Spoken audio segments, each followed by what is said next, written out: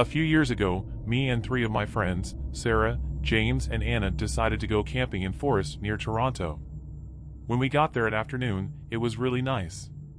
The air was refreshing, there was so much green, and we met a lot of nice people at the entrance. It was really going on well until we stumbled upon this one guy. He had a very long beard and looked very unhygienic.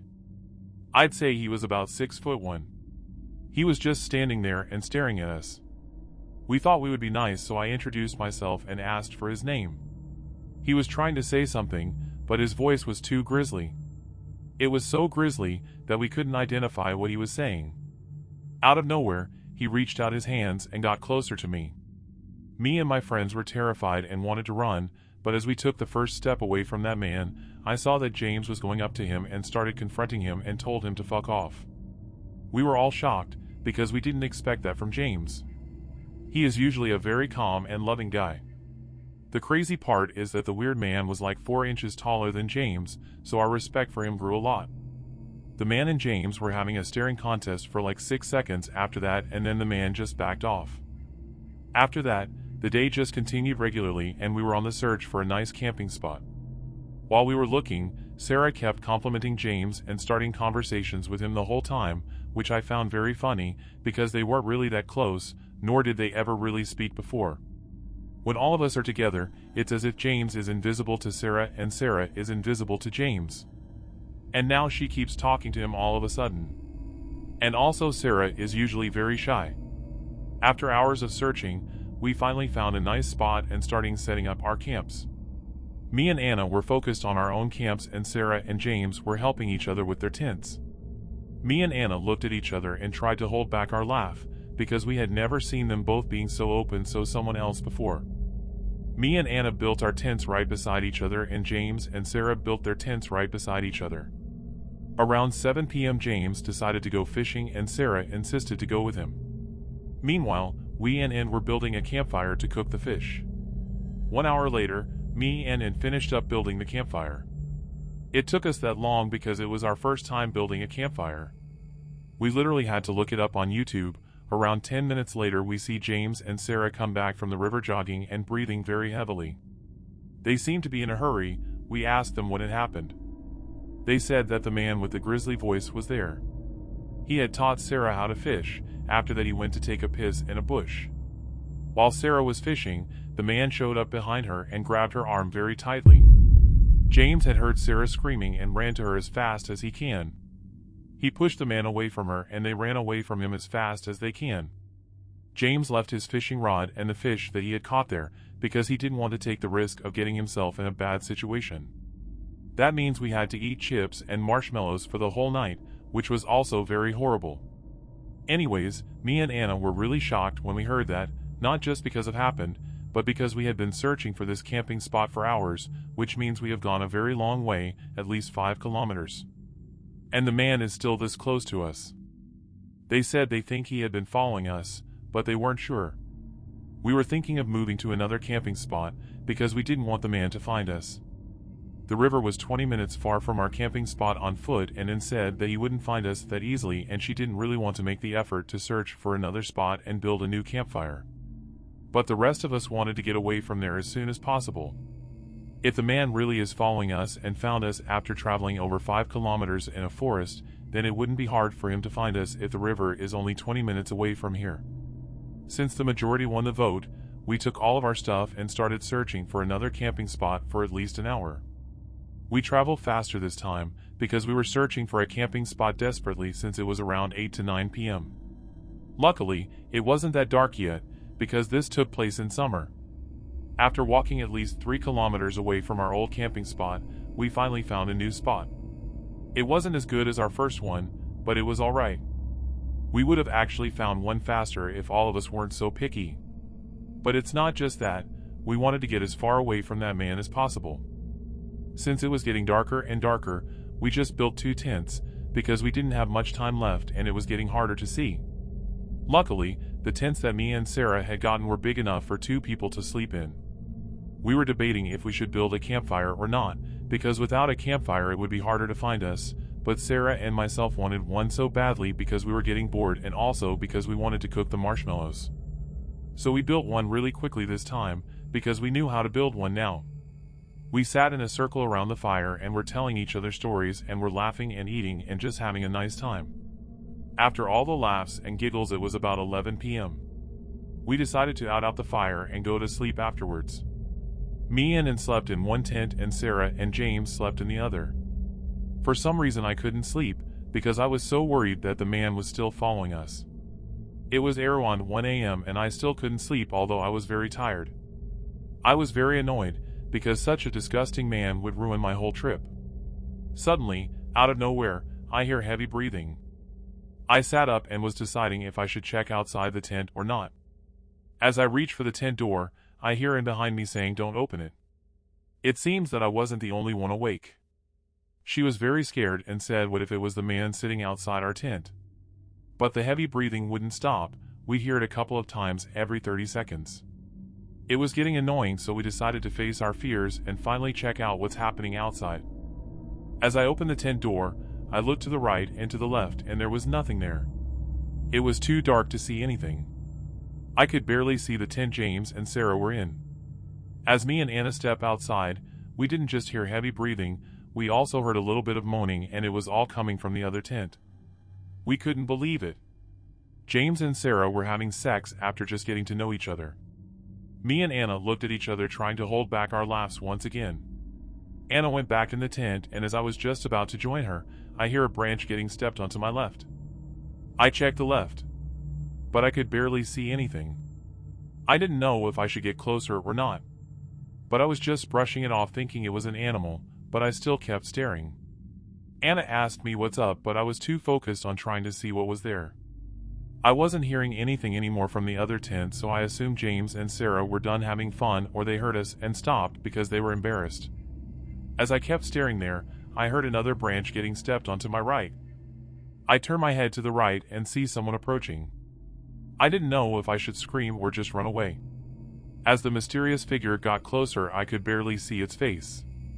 It was the man with the grisly voice. As soon as he saw the shock on my face after seeing him, he started running towards me. I screamed as loud as I can and started running for my life. I didn't know where I was running to. I didn't even know if the man was still chasing me, because I was so focused on just running away. But I felt bad for leading the others and running away by myself, so I decided to turn around and saw that the man had stopped chasing me. I decided to walk back to check on the others. As I got there, I saw that the tents were open, everybody was gone. I decided to grab all my important things and just get out of there. I had been walking for like 2 hours or so, but I was going on a very fast pace, because I was scared because it was dark and I was all alone. On the way to the entrance of the forest, I saw other group camps. I was wondering why that man was targeting us the whole time and not the other camps. To this day, I still don't know. As I got out, I saw that James' car was gone, so I assumed that he got home and probably took Sarah and Anna with him. The problem is that he drove us here, so now I have no way back home.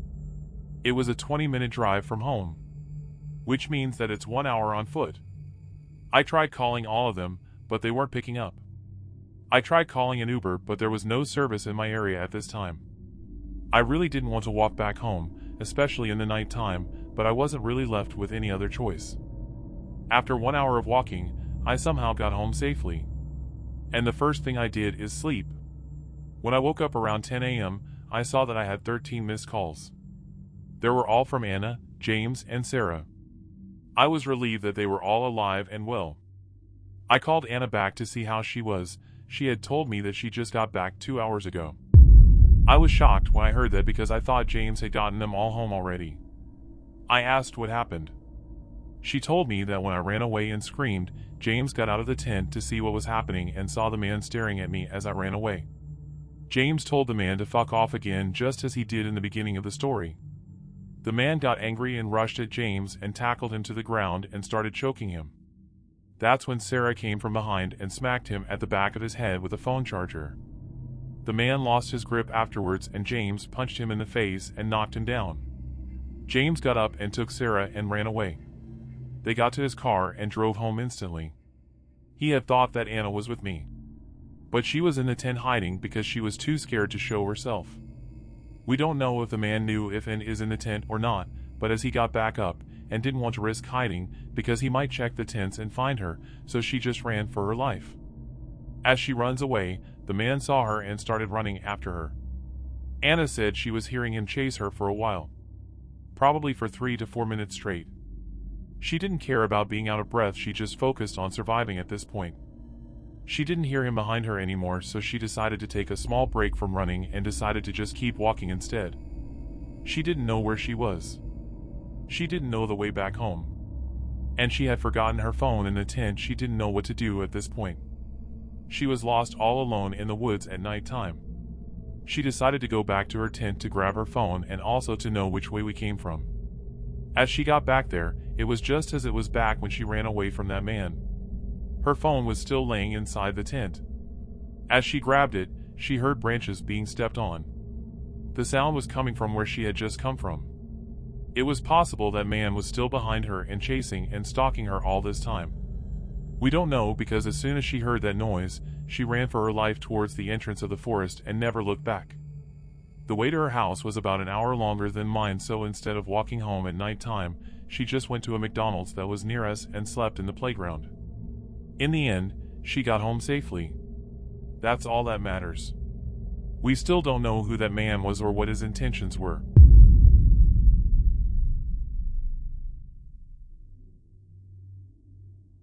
Me and my friend Eric decided to go on a camp for a week in the summer.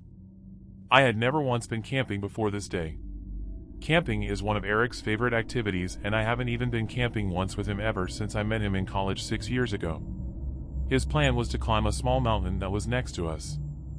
I wasn't really down for it, but I was like, what's the worst that can happen, right? The first thing we did was look for a good place to camp near the mountain. We built our tents and the campfire and prepared everything for the days to come.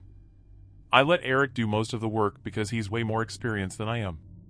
On the second day, we managed to climb the mountain effortlessly, and Eric insisted to move our stuff there for a better view, so we did. Time went by, we were having fun, we went fishing, built a little empire around us. It felt like we were playing Minecraft in real life. On the third day in the evening, we were running low on sticks on the mountain, which meant that we wouldn't have enough fuel for our campfire. Eric insisted to go downhill for a walk and collect some dry sticks along the way. He told me that he would be back by 15 minutes. I wanted to focus on building a small wooden cabin in the meantime. 1 hour had passed and he still wasn't back. I was getting a little bit worried, because I'm not really used to all this camping stuff and I needed my buddy Eric to help me out and guide me. But I was also worried about Eric because I don't know what happened to him. I don't think that he would lose his way that easily, especially if we were camping on the mountain. 3 hours had passed and it has gotten really dark. I called Eric's phone and he wasn't picking up. I kept calling again and again. On the 7th time, he picked up the phone, but as soon as he picked up a phone, I heard a gunshot somewhere in the distance. I didn't know what to do at this moment. It was 11 p.m. and it was very dark. My flashlight wasn't that strong, but it was the only light source I had, so I had to work with it. I was thinking of what to do. Should I go to the sound of the gunshot? Should I go back home? Or should I just stay put? I didn't know what to do. I really wanted to go and look for Eric, but I didn't want to put myself at that risk, especially at night, so I just went to sleep. I only slept for 2 hours. I woke up at 1 a.m. because Eric had woken me up. I was frightened when I saw him. I thought he was a ghost. His eyes were wide open and he was scared. I asked him what happened, and he just replied with, "We need to get out of here fast."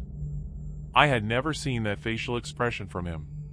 Not just from him, but from anyone I've ever seen in my life. He was very scared for some reason. I kept bugging him and asking what happened, but he remained silent every time I asked. I kept asking and asking until he eventually gave me an answer. He told me to not worry about it and that it's all taken care of and smiled, and that creeped the fuck out of me, because he went from a completely horrified face to a calm smile in under 2 seconds. I asked him if he knew anything about the gunshot and he told me to not worry about it and just kept smiling. I don't know what had happened to Eric that day, but it was probably very traumatizing. I even told our other friends about this and they all ask him what had happened to him, but he refuses to answer. My main concern is the gunshot, because none of us had brought a gun with us, and when I asked him about it, he told me not to worry, so he definitely knows something about that gunshot or has something to do with it. He told me that he would never go camping again ever since. His smile still creeps me out to this day.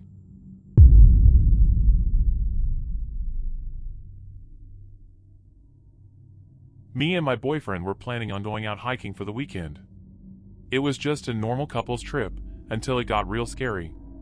We were driving to the forest that we were gonna hike on, and we took a road that nobody normally takes, because it's very narrow and it doesn't even really fit for one car, but my boyfriend always takes this route, because he's very used to it.